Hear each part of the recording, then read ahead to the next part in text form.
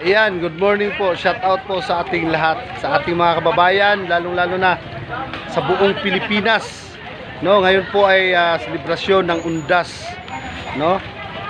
Siyempre andito ngayon tayo ngayon dito sa Suarez, Iligan City sa may Isay, no? Kasi siyempre kasama po natin yung mga PNP personnel natin ng Station 2 sa pamumuno ni Major Yorye Taboclen. Yan, siyempre andito tayo ngayon para sa Ligtas Undas 2023. Kasama natin ang mga CSIIG para i-secure po natin ang seguridad ng ating mga kababayan, lalong-lalo na sa pagbisita ng kanilang mga kamag-anak dito sa lugar nito. Siyempre napakaraming tao po, no? Pero nagpapasalamat po kami dahil po sa kanilang mga kooperasyon para sa atin, no? Andito yung mga PNP personnel natin.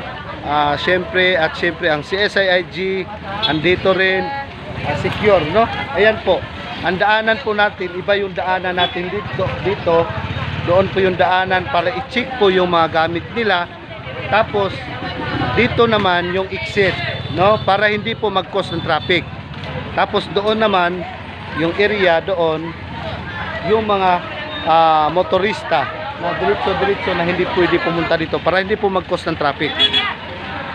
Ang ginagawa po natin ito para po sa atin, no, sa ating lahat, para po ma-secure po natin na hindi po mag-cause ng traffic.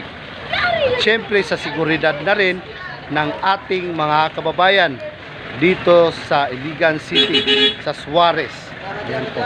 Tulad niyan, check natin yan, no? May papasok dito kung dito sa taas. Kaya mamaya po, update po namin kayo mamaya, at maraming salamat po sa lahat ng kooperasyon ng ating mga kababayan.